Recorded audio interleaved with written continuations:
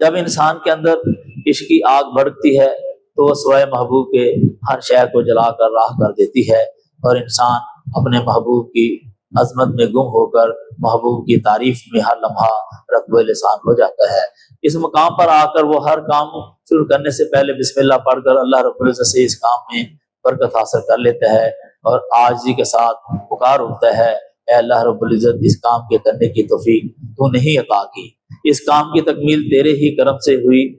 ایسا شخص خراباتی کہلاتا ہے، ایسا شخص روز محشر اللہ رب العزت کی رحمت کے ساتھ اٹھایا جائے گا۔ اور جان لو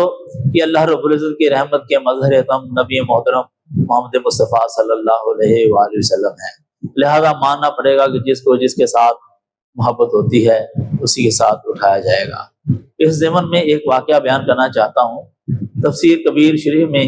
بسم اللہ کے ماتحت ایک روایت بیان فرمائی ہے کہ ایک مرتبہ حضور نبی کریم صلی اللہ علیہ وآلہ وسلم نے حضرت ابوبکر صدیق رضی اللہ تعالی عنہ کو اپنی انگوٹھی عطا فرمائی اور فرمایا کہ اس پر کسی نقاش سے لا الہ الا اللہ لکھوا لاؤ۔ حضرت ابوبکر صدیق رضی اللہ تعالی عنہ نقاش کے پاس لے گئے اور فرمایا کہ اس پر لا الہ الا اللہ محمد رسول اللہ لکھ دو۔ نقاش نے حکم کی تعمیل کی اور لا الہ الا اللہ محمد رسول اللہ لکھ دیا۔ جب حضرت ابوبکر صدیق رضی اللہ تعالی عنہ اس انگوٹھی کو بارگاہ رسالت میں لے کر حاضر ہوئے تو اس پر لکھا تھا لا الہ الا اللہ محمد رسول اللہ، اور ساتھ ابوبکر صدیق رضی اللہ تعالی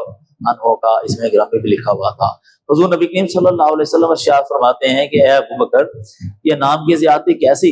میں نے تو لا الہ الا اللہ لکھنے کا کہا تھا۔ حضرت ابوبکر صدیق رضی اللہ تعالی عنہ نے عرض کیا کہ یا رسول اللہ صلی اللہ علیہ وآلہ وسلم، آپ کے اسم پاک کو تو میں نے اس لیے بڑھایا تھا کہ میری ذات نے گوارا نہ کیا کہ اللہ رب العزت کا نام ہو اور اللہ تعالیٰ کے نام کے ساتھ اس کے محبوب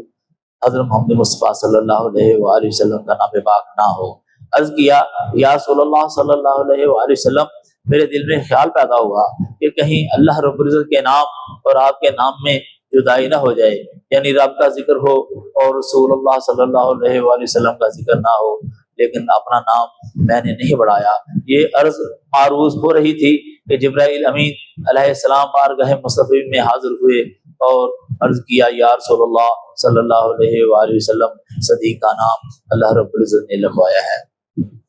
کیونکہ صدیق نے گوارا نہ کیا کہ آپ کا اسم گرامی اللہ رب العزت کے نام سے علیحدہ ہو جائے، تو اللہ رب العزت کی ذات نے بھی گوارا نہ کیا کہ صدیق کا نام آپ یعنی رسول اللہ صلی اللہ علیہ وآلہ وسلم کے نام سے جدا ہو جائے۔ اس لیے محب محبوب اور محب کا نام لکھ دیا گیا تاکہ